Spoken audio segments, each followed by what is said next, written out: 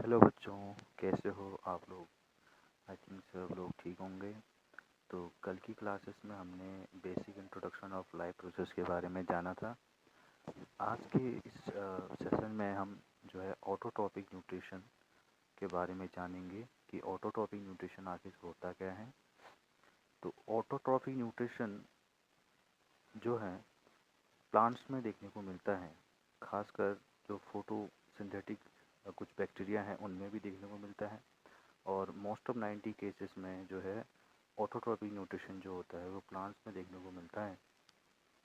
तो biological terms अगर आपको समझनी है तो सबसे पहले आपको वर्ड्स का मीनिंग पता होना चाहिए कि आखिर जो है टॉपिक आपसे कह क्या रहा है। तो ऑटो मीन्स होता है सेल्फ एंड ट्रॉपिक मीन्स होता है सिंथेसिस, यानी कि अपना खाना खुद से सिंथेसाइज करना या अपना यानी कि अपना भोजन खुद से बनाने की जो प्रोसेस है वही आपका है ऑटोट्रॉपिक न्यूट्रिशन। तो इसकी डेफिनेशन क्या है वो हम देख लेते हैं। So it is the mode of nutrition in which organism synthesize their own food from simple inorganic substances such as water, carbon dioxide.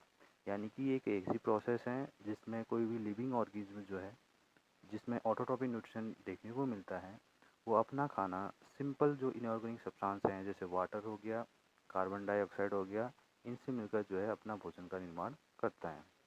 खासकर ग्रीन प्लांट्स जो है वो ऑटोट्रॉपिक न्यूट्रिशन को शो करते हैं। They synthesise food by the process of photosynthesis. तो plants में जो खाना बनाने की प्रोसेस है यानी कि अपना भोजन निर्माण करने की जो प्रोसेस है उसको हम कहते हैं फोटोसिंथेसिस। हिंदी में इसको कहते हैं प्रकाश संश्लेषण।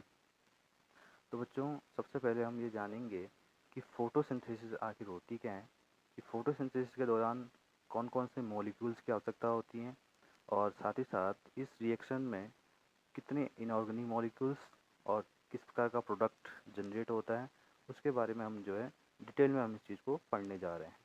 तो स्टार्ट करते हैं फोटोसिंथेसिस। तो photosynthesis is a physiological process. तो आपकी फोटोसिंथेसिस क्या है, एक फिजियोलॉजिकल प्रोसेस है by which plants cell containing chlorophyll produce food in the form of carbohydrates using carbon dioxide, water and a light energy।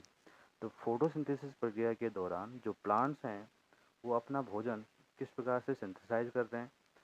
सबसे पहले वो कार्बन डाइऑक्साइड, वाटर और लाइट एनर्जी का इस्तेमाल कर रहे हैं अपने भोजन को सिंथेसाइज करने के लिए, और यही जो प्रोसेस है उसको हम कहते हैं फोटोसिंथेसिस।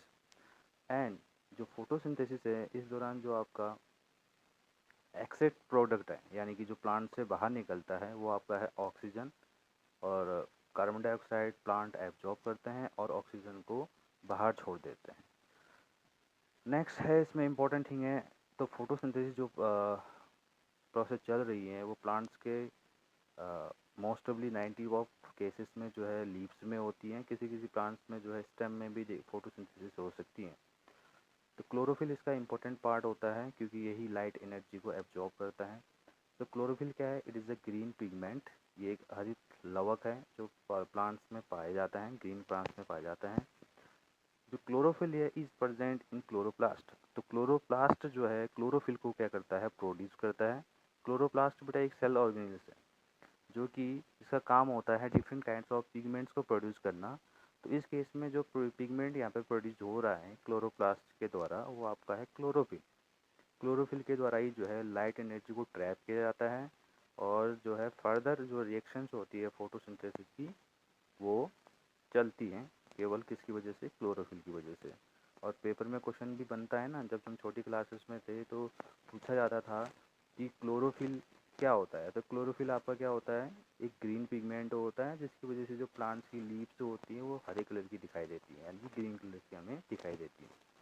नेक्स्ट आपका है क्लोरोप्लास्ट।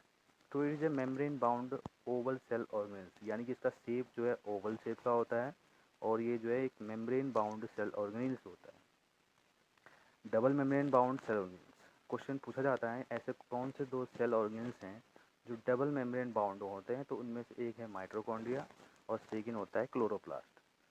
तो जो आपकी यूकेरियोटिक सेल्स होती हैं उसमें क्लोरोप्लास्ट नहीं पाया जाता है, खासकर जो है प्रोकैरियोटिक सेल्स में ये क्लोरोप्लास्ट जो है एब्सेंट होता है, और प्लांट्स केस में आपका क्लोरोप्लास्ट मोस्टली पाया जाता है।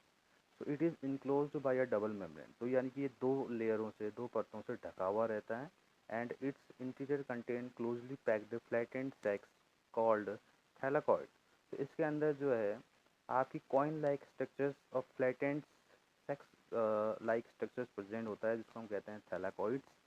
Chlorophyll is present in the thylakoid, और इन्हीं थैलाकॉइड में जो है आपका क्लोरोफिल क्या होता है, प्रेजेंट होता है। तो क्लोरोप्लास्ट क्या है बेटा, तो इसे membrane bound, double membrane bound cell organs हैं जो कि क्लोरोफिल को प्रोड्यूस करने में हेल्प करता है।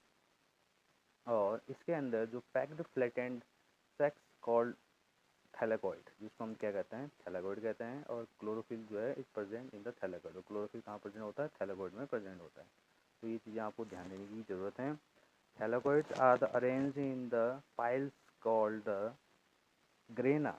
तो थैलाकॉइड जो है आपने देखा होगा कि जिस, अगर आप थैलाकॉइड का स्ट्रक्चर हम नीचे देखेंगे तो उसमें कॉइन लाइक स्ट्रक्चर्स देखने को मिलते हैं। इन कॉइन लाइक स्ट्रक्चर्स को यहाँ पर हम क्या कह रहे हैं, ग्रेना या फिर पाइल्स, जो इनको कनेक्ट कर रही हैं। तो इस लेयरिंग को हम यहाँ पर कह रहे हैं ग्रेना। तो lying is the colourless ground substance called stroma. तो एक ही ग्राउंड सब्सटेंस से जो है कनेक्ट रहता है, जिसको हम कहते हैं stroma. Cells present in a spongy mesophyll layer and the palisade layer contain chloroplast। तो सबसे इम्पोर्टेंट थिंग है बेटा, बोर्ड में पूछा जाने वाला क्वेश्चन है कि ये जो ग्रीन पिगमेंट है वो किस सेल्स के पास प्रेजेंट होता है, तो मीजोफिल सेल्स के पास ये प्रेजेंट होता है। तो प्लांट्स की जो लीव्स होती हैं उनमें मीजोफिल सेल्स पाई जाती हैं, और इन्हीं मीजोफिल सेल्स में जो है क्लोरोप्लास्ट प्रेजेंट होता है। और यही क्लोरोप्लास्ट जो है आपका क्लोरोफिल को प्रोड्यूस करता है। तो ये इंपॉर्टेंट है, इससे एमसीक्यू भी बनता है, तो इसको याद रखेंगे। तो फिर नेक्स्ट स्ट्रक्चर आपका है क्लोरोप्लास्ट के बारे में। तो ये बेसिक से स्ट्रक्चर आपको देखने को मिलेगा कि क्लोरोप्लास्ट आखिर दिखता कैसे है, इसका स्ट्रक्चर कैसा होता है। तो सबसे पहले बेटा मैंने आपको बताया था कि इसमें दो लेयरिंग होती हैं, एक आउटर और एक इनर। तो बाहर वाली को इनर मेम्ब्रेन, अंदर वाली को जो है आउटर मेम्ब्रेन कहते हैं। और अंदर जो आपको ये स्पेशल सिंगल फॉर्म में जो है आपका ये कॉइन लाइक स्ट्रक्चर देखने को मिल रहा है, इसको हम कहते हैं थैलाकॉइड। ये जो आपको दिख रहा है इसको कहते हैं थैलाकॉइड। और ये पूरा जो बंच दिख रहा है, कॉइन्स एक के ऊपर एक रखा हुआ जो स्ट्रक्चर आपको ये देखने को मिल रहा है, इसको हम कहते हैं स्ट्रोमा। तो ये इंपॉर्टेंट है क्लोरोप्लास्ट की। ठीक है, नेक्स्ट आपका टॉपिक है बेटा स्टोमेटा। तो स्टोमेटा इम्पोर्टेंट पार्ट है, क्योंकि इसी के द्वारा गैसेस एक्सचेंज हो रहा है। वाटर में ट्रांसपिरेशन जो प्रोसेस होती है वो उसमें स्टोमेटा का इम्पोर्टेंट रोल होता है। तो स्टोमेटा क्या होता है, stomata are the minute opening present in the epidermal layer of leaves. यानी कि प्लांट्स में की जो लीफ है उसमें जो एपिडर्मल जो लेयर है उसमें प्रेजेंट होते हैं आपके स्टोमेटा। ये आपके डोर्सल साइड और जो फ्रंटल रीजन होता है उसमें देखने को मिलते हैं। लेकिन इम्पोर्टेंट थिंग आप ये याद रखेंगे कि डोर्सल पार्ट पे सबसे ज़्यादा स्टोमेटा जो है प्रेजेंट होते हैं, क्योंकि ड्यूरिंग डे टाइम जो सन स्ट्राइक्स होती है वो आपके फ्रंटल रीजन पे होती है, जिसकी वजह से अगर लाइट डायरेक्ट लीफ पे पड़ेगी तो ट्रांसपिरेशन रेट बढ़ जाता है। तो इसको कम करने के लिए जो मोस्ट ऑफ स्टोमेटा होते हैं आपके वो डोर्सल यानी कि लीव्स के पीछे वाले पार्ट पे क्या होते हैं, प्रेजेंट होते हैं। तो ये माइन्यूट ओपनिंग होते हैं, छोटे छोटे रंध्र होते हैं, जिसके द्वारा क्या है गैसेज एक्सचेंज होता है। They are responsible for gases exchange during the photosynthesis. जब प्लांट्स के केस में फोटोसिंथेसिस चल रही होती है तो ये स्टोमेटा क्या करते हैं, गैसेस को एक्सचेंज करते हैं। क्योंकि आपको पता है ना, जब CO2 अंदर जाएगी और ऑक्सीजन जो बाहर निकलेगी तभी तो फोटोसिंथेसिस रिएक्शन प्रॉपर तरीके से चल पाएगी। तो इसमें इंपॉर्टेंट थिंग क्या है, स्टोमेटा जो है गैसेस एक्सचेंज में हेल्प करते हैं। तो बेटा ये नेक्स्ट आपका है बेसिक स्ट्रक्चर ऑफ स्टोमेटा। तो इसमें देखो, इसमें डिफरेंट टाइप्स ऑफ सेल्स देखने को मिलेगी आपको। जैसे इसमें पहला guard cells. Guard cells stomata को क्लोज ओपन करने में हेल्प करती हैं। और बाहर वाली जो लेयर दिख रही है इसमें जो एपिडर्मल सेल्स प्रेजेंट होती हैं। इनर रीजन पे क्लोरोप्लास्ट प्रेजेंट होता है। स्टोमेटल पोर, ये जो ओपनिंग है इसको कहते हैं स्टोमेटल पोर। सैफ वैक्यूल्स इसमें प्रेजेंट होते हैं। ठीक इनर वॉल इसमें प्रेजेंट है, आउटर वॉल इसमें प्रेजेंट है, न्यूक्लियस इसमें प्रेजेंट होता है।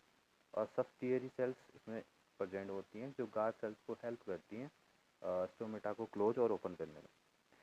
अब देखो बेटा, सबसे इंपॉर्टेंट थिंग है, पेपर में पूछा जाने वाला जो क्वेश्चन है वो प्रोसेस है कि फोटोसिंथेसिस में आखिर होता क्या है और इसकी केमिकल रिएक्शंस क्या होती हैं, ये मोस्ट ऑफ बार रिपीट भी होता है क्वेश्चन को, तो आप लोग इसको ध्यान से समझेंगे। The palisade layer is the centre of the photosynthesis, यानी कि फोटोसिंथेसिस में पैलिसेड लेयर को सेंटर माना जाता है, क्योंकि मोस्ट ऑफ केस में फोटोसिंथेसिस रिएक्शंस यहीं पर होती हैं, क्योंकि यहाँ पर क्या है, पैलिसेड जो लेयर है इसी में आपकी मेसोफिल सेल्स प्रेजेंट है। अगेन आई रिपीटिंग कि जो आपकी पैलिसेड लेयर होती है लीव्स में, उसी में आपके मेसोफिल सेल्स प्रेजेंट होती हैं, और मेसोफिल सेल्स के पास होता है क्लोरोप्लास्ट। क्लोरोप्लास्ट प्रोड्यूस करता है क्लोरोफिल, और क्लोरोफिल जो है लाइट एनर्जी को ट्रैप करने में हेल्प करता है। तो it trap the light energy and in chlorophyll. और ये सेल्स जो प्रेजेंट है वो कहाँ पर प्रेजेंट है, मेसोफिल में प्रेजेंट है। बेटा सबसे इम्पोर्टेंट है नेक्स्ट आपका the chemical equation of for photosynthesis. तो इसमें सबसे पहले जो है carbon dioxide 6CO2 plus 6H2O, इन दोनों का कॉम्बिनेशन देखने को मिलता है, और in the presence of sunlight and the chlorophyll. और जो प्रोडक्ट बनता है वो आपका बनता है आपका ग्लूकोज, जिसको हम स्टार्च भी कह सकते हैं। It is a complex carbohydrate. इसका फॉर्मूला होता है C6H12O6 प्लस 6O2। तो बेटा ये एक बैलेंस इक्वेशन है फोटोसिंथेसिस की, तो इसको आप ज़रूर नोट कर लें, और पेपर में इससे क्वेश्चन बनता है, और कभी कभी जो है ये पूरी रिएक्शन जो है पेपर में पूछी जाती है। तो इसकी प्रोसेस कैसी हो रही है, सबसे पहले light absorbed by the chlorophyll, light energy को जो है एब्जॉर्ब किया जा रहा है क्लोरोफिल के द्वारा। सेकेंड स्टेप क्या हो रहा है, light energy absorbed in converted into the chemical energy, और लाइट एनर्जी को एब्जॉर्ब करने के बाद उसको कन्वर्ट करके केमिकल एनर्जी में चेंज किया जा रहा है। At the same time photosynthesis of water takes place, तो इस दौरान जो है आपकी जो फोटोलिसिस जो रिएक्शंस होती है वो भी चलती हैं फोटोसिंथेसिस में, कि यहाँ पर वाटर को ब्रेक डाउन किया जाता है, यानी कि जो H2O है ना, तो उसको जो है तोड़ा जाएगा किस फॉर्म में, इससे क्या बनेगा, वाटर मॉलिक्यूल्स में एक तो बनेगा हाइड्रोजन और एक तो बनेगा आपका ऑक्सीजन। तो हम ये कह सकते हैं कि जो फोटोलिसिस जो रिएक्शंस आपकी हो रही हैं उसमें हाइड्रोजन और ऑक्सीजन का फॉर्मेशन हो रहा है वाटर को मॉलिक्यूल्स को तोड़ के, कहते हैं फोटोलिसिस।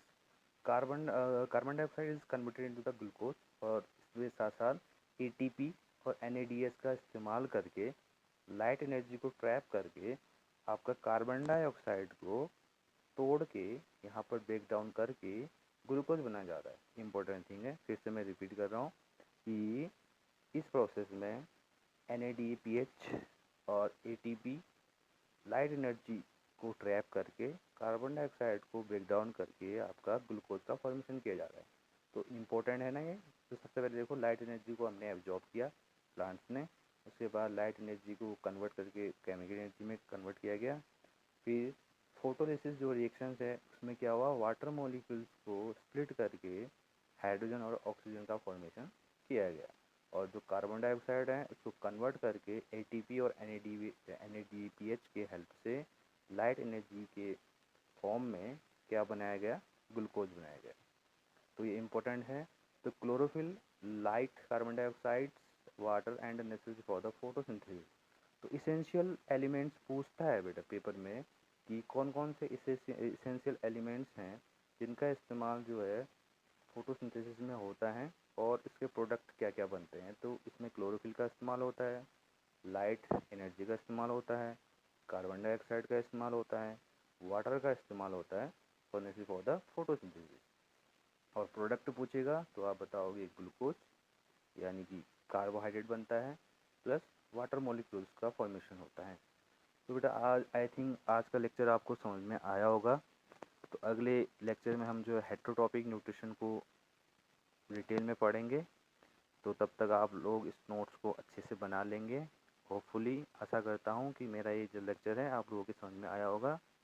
Thank you.